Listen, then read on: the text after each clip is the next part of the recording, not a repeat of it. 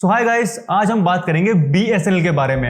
Actually आपने देखा होगा कि BSNL अब इंडिया में 4G लाने की तैयारी कर रहा है, जहां एक तरफ और कंपनीज तैयारी कर रही है 5G लाने की। और यहाँ पे आपने रिसेंट ईयर्स में ये भी देखा होगा कि BSNL हर साल लॉस में जा रहा है और जो कस्टमर बेस है वो भी धीरे धीरे कम हो रहा है। अब ऐसा यहाँ पे नहीं है कि BSNL स्टार्टिंग से ही लॉस मेकिंग कंपनी है। अगर हम यहाँ पे बात करें 2000 से लेकर 2008 तक, तो BSNL बहुत ज्यादा प्रॉफिट में था, गवर्नमेंट के लिए बहुत ज्यादा प्रॉफिटेबल कंपनी थी। अब ऐसा यहाँ पे क्या हुआ कि जो इतनी प्रॉफिट जनरेट कर रही थी गवर्नमेंट के लिए, अब वो एक लॉस मेकिंग कंपनी बन गई है। तो इस वीडियो में हम यही बात करेंगे कि क्या क्या फैक्टर्स रहे, कौन कौन से रीजंस रहे कि आज BSNL इस हालत में आ गया है कि और कंपनी जब 5G लाने की तैयारी कर रही है और दूसरे साइड यहाँ पे BSNL 4G भी बहुत मुश्किल से ला पा रहा है। तो यहाँ पे हम वीडियो स्टार्ट करते हैं, बट उससे पहले अगर आप पूरी वीडियो देखने के बाद आपको वीडियो अच्छी लगे तो वीडियो को लाइक करना और कमेंट सेक्शन में अपना ओपिनियन भी देना। इससे एल्गोरिथम को पता लगता है कि आपको वीडियो अच्छी लगी है। अब बिना किसी वीडियो स्टार्ट करते हैं। तो यहाँ आपने रिसेंटली जियो के फाइनेंशियल ईयर 2022 की रिपोर्ट में देखा होगा कि जियो ने यहाँ पे 15,000 करोड़ का प्रॉफिट जनरेट किया है, जो कि यहाँ पे बोल रहे हैं कि एक बहुत बड़ा नंबर है। बट यहाँ पे बहुत कम लोगों को पता होगा कि 2005 में BSNL ने पूरे 10,000 करोड़ का प्रॉफिट जनरेट किया था। तो यहाँ पे देख सकते हो ये 2005 की बात हो रही है, तो ये बहुत बड़ा नंबर था उस टाइम। और अगर हम यहाँ पे देखें 2001 से 2008 तक BSNL का प्रॉफिट, तो वो था 46,668 करोड़, जो कि ज्यादा था। इसे कंपटीशन से अगर हम कंपटीशन को ओवरऑल देखें और BSNL को देखें तो BSNL का प्रॉफिट यहाँ पे सबसे ज्यादा था। और आपको यहाँ पे पता है BSNL बहुत सारी सब्सिडीज देता है रूरल एरिया में, और जो फार्मर्स के लिए भी अलग अलग इनके ऑफर चलते हैं। तो इन सब ऑफर्स के बाद भी BSNL यहाँ पे इतना प्रॉफिट जनरेट कर पा रहा था, जो कि उस समय बहुत बड़ी बात थी। और हम यहाँ पे अगर मार्केट शेयर की बात करें तो BSNL के पास पूरा 70% का मार्केट शेयर था उस समय, जो कि यहाँ पे गिर के अब बस 10% के आसपास हो चुका है। तो यहाँ पे आप देख सकते हो कितना ज्यादा डाउनफॉल देखने को मिला है BSNL का। बट यहाँ पे उससे पहले हम देखते हैं कि एक सरकारी कंपनी क्यों जरूरी है टेलीकॉम मार्केट में। तो सबसे पहले जो मेन रीजन है कि एक सरकारी कंपनी होनी चाहिए यहाँ पे, वो है एक्सेसिबिलिटी। एक्सेसिबिलिटी का मतलब क्या है? सपोज एयरटेल और जियो है, एयरटेल और जियो वहीं अपने टावर लगाएगी जहां पे उन्हें प्रॉफिट देखने को मिलेगा। अब सपोज यहाँ पे कोई रूरल एरिया है जहां पे बस 100 लोग रहते हैं और वहां पे बस कुछ ही लोग अफोर्ड कर पाएंगे सिम को। यहाँ पे मुझे नहीं लगता एयरटेल और जियो वहां पे अपना नेटवर्क बिछाएंगे, क्योंकि वहां पे उन्हें प्रॉफिट नहीं दिखेगा। बट यहाँ पे BSNL जैसी कंपनी को वहां पे नेट बिछाना पड़ेगा, वहां पे नेटवर्क लाने पड़ेंगे, क्योंकि यहाँ पे BSNL बस प्रॉफिट नहीं देखती, BSNL ये भी देखती है कि जो सिटीजन ऑफ इंडिया है उन्हें वहां पे बेसिक फैसिलिटी देखने को मिले। और यहाँ पे सेकंड रीजन ये आता है कि हमें सरकारी कंपनी चाहिए टेलीकॉम मार्केट में, वो है कि रेगुलेशन। अब सपोज एयरटेल और जियो आपस में हाथ मिला ले और बोले हम तो अपना प्राइस डबल या ट्रिपल कर देंगे, तब यहाँ पे हमें अनफॉर्चुनेटली उनकी बात माननी पड़ेगी, क्योंकि हमें अब डाटा की इतनी जरूरत हो चुकी है। हमारा जो बेसिक से बेसिक काम है वो भी आजकल बिना डाटा के नहीं होता। तो यहाँ पे रोल आता है एक सरकारी कंपनी का, जो कि हमारी BSNL कभी ऐसे प्राइस हाइक नहीं कर सकती। तो यहाँ पे आपके पास एक हमेशा सस्ता ऑप्शन रहेगा कि आप वो पिक कर सकते हो अगर आपको एक सस्ता डाटा या नेटवर्क चाहिए। और यहाँ पे अगर हम थर्ड रीजन की बात करें तो सपोज कोई नेचुरल कैलामिटी आ जाती है किसी एरिया में, या कोई वॉर सिचुएशन बन जाती है कंट्री में, तो इन सारी सिचुएशंस में भी BSNL जैसी कंपनी आपको सर्विस प्रोवाइड करने की कोशिश करेगी। तो यहाँ पे यही सब रीजंस थे, एक सरकारी कंपनी होना बहुत ज्यादा जरूरी है आपके नेशन में। तो अगर हम यहाँ पे बात करें BSNL की, तो फर्स्ट प्लेस में वो इतना प्रॉफिट में जा ही क्यों रहा था? तो सबसे पहला रीजन यहाँ पे ये था कि BSNL ने अपने 2G नेटवर्क पूरे इंडिया में बिछा दिए थे। तो आप यहाँ पे किसी भी रिमोट एरिया में जाओगे तो आपको वहाँ पे BSNL के 2G नेटवर्क तो देखने को मिल जाएंगे। ना उस समय एयरटेल इतना फैला हुआ था, ना उस समय आइडिया इतना वहाँ पे फैला हुआ था। तो यहाँ पे देख सकते हो सबसे मेन रीजन तो यही था कि सबसे ज्यादा कवरेज थी उसकी 2G नेटवर्क्स की। और अभी तक आप देखोगे तो सबसे ज्यादा 2G नेटवर्क यहाँ पे BSNL का ही फैला हुआ है इंडिया में। और यहाँ पे सेकंड रीजन ये था कि उस टाइम बहुत सारे लोग, मतलब ऑलमोस्ट हर घर में आपको लैंडलाइन देखने को मिल जाएगा, और वो लैंडलाइन यहाँ पे BSNL का ही होता था। तो मतलब जो मेन प्रॉफिट जनरेट हो रहा था BSNL का, वो इन्हीं दो रीजन के वजह से हो रहा था। पहला तो यहाँ पे उन्होंने 2G नेटवर्क अच्छी तरह पूरे देश में बिछा दिया, और यहाँ पे दूसरा रीजन आपको ये देखने को मिल रहा है कि उनके लैंडलाइन यहाँ पे बहुत ज्यादा पॉपुलर हो गए थे। और यहाँ पे इन दो मेजर रीजन की वजह से BSNL को यहाँ पे बहुत ज्यादा प्रॉफिट हो रहा था। अगर हम बात करें 2003 की, तो BSNL को यहाँ पे 5,976 करोड़ का प्रॉफिट हो रहा था। 2004 की बात करें तो 10,183 करोड़ का प्रॉफिट था। और अगर हम 2005 की बात करें तो 8,939 करोड़ का यहाँ पे प्रॉफिट हो रहा था। तो यहाँ पे आप देख सकते हो इतना ज्यादा प्रॉफिट यहाँ पे हो रहा था, और ये साल दर साल यहाँ पे बढ़ ही रहा था। और इस टाइम पे भले ही BSNL एक गवर्नमेंट ऑर्गेनाइजेशन थी, बट गवर्नमेंट इस समय बहुत ही कम इन्वॉल्वमेंट लेती थी। अब टाइम के साथ साथ धीरे धीरे गवर्नमेंट BSNL पे इन्वॉल्वमेंट लेना स्टार्ट हो गई, उसके यहाँ से हम रीजन देखने लग पड़ेंगे अब क्या क्या चीजें हुई, कौन कौन से इवेंट्स हुए। तो यहाँ पे जो सबसे पहले कल्प्रिट थे बीएसएनएल के डाउनफॉल के लिए वो थे Dayanidhi Maran. The Central Bureau of Investigation interrogated former Telecom Minister Dayanidhi Maran in the illegal telephone exchange case on Wednesday. Dayanidhi Maran, who was the Indian Telecom Minister between 2004 and 2007, of using his influence and colluding with senior officials of the state-run BSNL to draw 323 high-speed lines to his residence. अगर हम इस बात को simple भाषाओं में समझे तो दयानिधि मारन 2004 से 2007 के थे टेलीकॉम मिनिस्टर, तो इनके पास थी बहुत ज्यादा पावर। तो यहाँ पे इन्होंने अपने प्रॉफिट के लिए 700 हाई स्पीड लाइंस अपने रेजिडेंस में लगा दी जो कि यूज हो रही थी बिजनेस पर्पसेस के लिए सन नेटवर्क में। और यहाँ पे जो 700 हाई स्पीड टेलीफोन लाइंस थी उनका कहीं भी रिकॉर्ड नहीं था। तो यहाँ पे ये लॉस का रीजन तो था ही, बट यहाँ पे एक नेशनल सिक्योरिटी का एक बहुत बड़ा रीजन था कि 700 टेलीफोन लाइंस का कोई भी यहाँ पे डाटा नहीं था। तो यहाँ पे दयानिधि मारन ने अपनी पावर का गलत इस्तेमाल किया और सन नेटवर्क के लिए वो 700 लाइंस को यूज किया। अब आप बोलोगे उन्होंने सन नेटवर्क के लिए क्यों यूज किया? क्योंकि यहाँ पे सन नेटवर्क उनके भाई का कलानिधि नारन का था। तो यहाँ पे अपने फैमिली बिजनेस को प्रमोट करने के लिए यहाँ पे उन्होंने एक सरकारी कंपनी का यूज किया। अब यहाँ पे इन सब के बाद बनते हैं ए राजन, हमारे न्यू टेलीकॉम मिनिस्टर 2007 से। अब यहाँ पे ए राजन के टेन्योर पे हुआ था आपका 2G scam. 3 days before Parliament resumes, the decade's biggest scam has triggered a political war.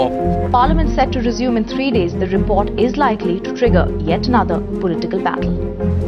The JPC has put the blame squarely on then Telecom Minister A. Raja, claiming he misled the Prime Minister on procedures followed. अब 2G scam directly तो BSNL को effect नहीं करा, but 2G scam के बाद government को लगा कि बहुत सारे घपले हो रहे हैं इंटरनली। अब यहाँ पे बहुत ज्यादा गवर्नमेंट इन्वॉल्वमेंट लेने लग पड़ी थी बीएसएनएल के वर्किंग में। अब यहाँ पे जहाँ पर 2003, 2004, 2005 में गवर्नमेंट इतना इंटरफेयर नहीं ले रही थी बीएसएनएल के वर्किंग में, अब 2007, 2008 में यहाँ पे गवर्नमेंट बहुत ज्यादा इन्वॉल्व होने लग पड़ी।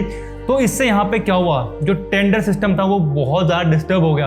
अब यहाँ पे टेंडर सिस्टम क्या होता है, अब यहाँ पे सपोज कोई बीएसएनएल को प्रोजेक्ट स्टार्ट करना है तो बीएसएनएल एक टेंडर पास करेगा, तो जिस कंपनी को इंटरेस्टेड होगा वो अपना प्रोजेक्ट लेकर आएगी कि भाई हम ऐसा इतने में तुम्हारा प्रोजेक्ट तैयार कर देंगे। तो फिर बीएसएनएल सेट करेगी उसमें से कि हाँ मुझे ये तुम्हारा ये ऑफर पसंद आया तो तुम मेरा ये जो टेंडर है वो ले सकते हो और हमारे प्रोजेक्ट को स्टार्ट कर सकते हो। तो ये था टेंडर सिस्टम।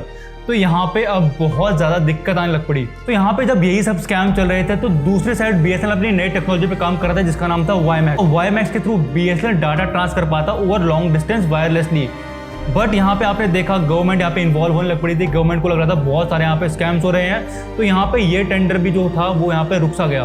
अब यहाँ पे अगर हम बात करें ईयर 2007 से 2010 तक, जहाँ सबसे ज्यादा ग्रोथ कर रही थी हमारी प्राइवेट सेक्टर की कंपनीज, जहाँ अलग ही बूम चला था इंडिया की टेलीकॉम मार्केट में, वहाँ पे बीएसएनएल स्ट्रगल कर रहा था। अब यहाँ पे कुछ एक्सपर्ट्स ये भी बोलते हैं जहाँ और कंपनी इतना तरक्की कर रही थी, इतने सारे नए नए टेंडर पास कर रही थी, नए नए इक्विपमेंट्स ले रही थी, वहाँ पे बीएसएनएल ने कोई भी मेजर टेंडर पास नहीं हुआ, कोई भी मेजर इक्विपमेंट बाय नहीं किए, और जो बीएसएनएल थी जहाँ थी वहीं की वहीं रुक गई। इसलिए आपने देखा होगा जो मेन लॉस बीएसएनएल को होना स्टार्ट हुआ वो 2008 के बाद ही स्टार्ट हुआ। उसके बाद वो लॉस ऐसा चल रहा है कि वो आज तक रिकवर नहीं कर पाई, क्योंकि जो नींव थी जब और कंपनीज अपना इंफ्रास्ट्रक्चर बिल्ड कर रही थी अच्छी टेलीकॉम सर्विस प्रोवाइड करने के लिए, वहीं बीएसएनएल एक भी इक्विपमेंट नहीं ले पा रही थी क्योंकि वहाँ पे टेंडर ही ढंग से पास नहीं हो पा रहे थे, क्योंकि अब यहाँ पे गवर्नमेंट बहुत ज्यादा इन्वॉल्वमेंट दिखाने लग पड़ी थी। अब यहाँ से अपनी स्टोरी को हम फर्दर कंटिन्यू करते हैं। अब यहाँ पे 2008 से 2009 में बीएसएनएल एक बहुत बड़ा प्रोजेक्ट लेकर आया पूरे $10 बिलियन का। अब ये उस समय का सबसे बड़ा प्रोजेक्ट था all over the world telecom market में। उनका यहाँ पे प्लान क्या था, $10 बिलियन में वो 93 मिलियन जीएसएम लाइंस बिछाएंगे ऑल ओवर इंडिया, जिससे एक बहुत अच्छा नेटवर्क स्टैब्लिश करेंगे इंडिया में। बट ये प्रोजेक्ट कभी पूरा हो ही नहीं पाया। अभी रीजन क्या था इसका, जब ये टेंडर पास हुआ तो यहाँ पे बहुत सारी कंपनीज ने अपना पार्टिसिपेट किया, बट यहाँ पे इन दी एंड बस 2 कंपनीज गवर्नमेंट ने अप्रूव करी। अब यहाँ पे जो इतना कम कंपटीशन हो गया, तो आपको पता अगर कम कंपटीशन हो जाएगा तो यहाँ पे बीएसएनएल को ढंग का प्राइस नहीं मिल पाया उन कंपनीज की तरफ से, तो बीएसएनएल ने ये प्रोजेक्ट यहाँ पे कैंसिल कर दिया। तो यहाँ पे देख सकते हो ये एक प्रोजेक्ट अगर सक्सेसफुल हो जाता तो इस समय बीएसएनएल की हालत कुछ और ही होती। तो यहाँ पे आपने देखा 2007 से लेकर 2010 तक बीएसएनएल में बहुत सारे अंदर इंटरनल प्रॉब्लम्स हुई। तो इसी के कारण यहाँ पे आपको 2007 में बीएसएनएल प्रॉफिट देखने को मिल रहा था 3009 करोड़ का, जो कि 2010 आते आते लॉस मेकिंग कंपनी बन चुकी थी, जिसका लॉस था 1822 करोड़ का। अब ये सब इंटरनल रीजंस थे बीएसएनएल के डाउनफॉल का इन ईयर्स में।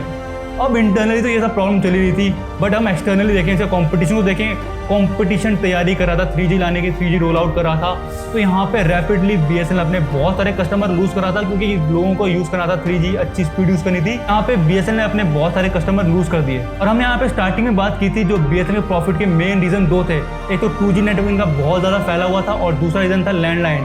अब यहाँ पे जब मोबाइल आना स्टार्ट हो गए 2010 के बाद, तो यहाँ पे लोगों ने अपने घरों से लैंडलाइन हटाना स्टार्ट कर दिया। पहले आपने देखा होगा हर घर में एक लैंडलाइन होता था, अब यहाँ पे लोगों ने लैंडलाइन हटाना स्टार्ट कर दिया। अब यहाँ पे डाटा के अकॉर्डिंग 2016 में आपको 24 मिलियन कनेक्शन देखने को मिले थे लैंडलाइन के, वो घट के 2020 में हो गए 19 मिलियन।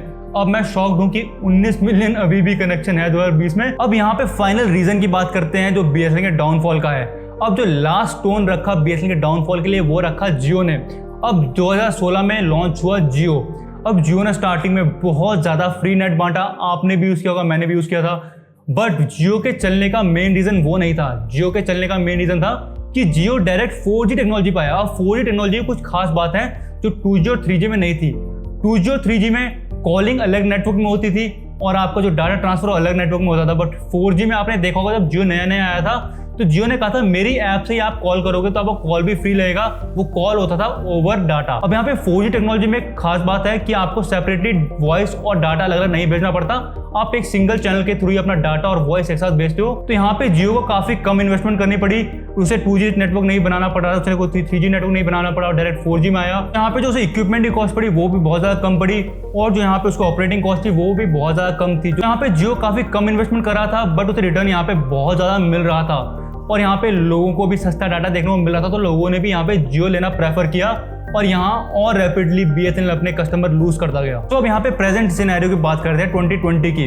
अब जो मैंने स्टार्टिंग में कहा था, BSNL अभी भी इंडिया में 4G नहीं ला पाया है, अब बस कुछ एरिया में आया है। पैन 4G इंडिया में अभी तक रोल आउट नहीं हुआ है BSNL का। अब यहाँ पे बात करें कि 2022 के अगस्त तक आपको BSNL का 4G ऑल ओवर इंडिया देखने को मिल जाएगा। अभी भी कुछ कंफर्म नहीं है, जहां और कंपनीज बात कर रहे हैं कि हम 5G लाने वाले हैं, बस हम ऑप्शन का वेट कर रहे हैं, वहाँ एक तरफ BSNL बात कर रहा है कि मैं 4G लाने वाला हूँ। तो यहाँ पे आप देख सकते हो कि अब लोग प्रेफर करेंगे वो 5G यूज़ करें। अब बहुत कम लोग होंगे जो बोलेंगे जी हाँ मैं BSNL का 4G अभी भी यूज़ करूँगा। तो यहाँ पे यही सब रीज़न थे जो कभी गवर्नमेंट के लिए एक प्रॉफिट मेकिंग कंपनी थी, जो पर ईयर कभी 10,000 करोड़ का प्रॉफिट लाकर दे रही थी गवर्नमेंट को, वो आज 15,000 करोड़ के लॉस दे रही है सरकार को पर ईयर। तो यहाँ पे अगर गवर्नमेंट की तरफ से कुछ स्टेप्स नहीं लिए गए BSNL को रिकवर करने के लिए, तो यहाँ पे BSNL को बहुत ज़्यादा दिक्कत आने वाली है फ्यूचर ईयर्स में। तो दोस्तों यही था पूरा, हमने बात करी कि कौन कौन से कोर रीजंस रहे BSNL की इस कंडीशंस में कि आज वो 15,000 करोड़ के लॉस में जा रही है पर ईयर और हर महीने हर साल वो कस्टमर लूज करती जा रही है। तो अगर आपको ये वीडियो इन्फॉर्मेटिव लगी हो तो आप इस वीडियो को लाइक कर सकते हो और आप कमेंट सेक्शन में बता सकते हो कि आपकी क्या राय है इस पूरे मुद्दे के बारे में। और अगर आपको जानना है कि मेरा एक्सपीरियंस BSNL सिम के साथ कैसा रहा, तो हमने एक वीडियो नहीं आपके सामने आ रही होगी, वो जाकर चेकआउट कर सकते हो। मैंने पूरा डिटेल में बताया कि जब मैंने BSNL सिम पोर्ट कराया तो मेरा एक्सपीरियंस कैसा रहा। अब यहाँ पे मिलते हैं नेक्स्ट वाली वीडियो में। जय हिंद।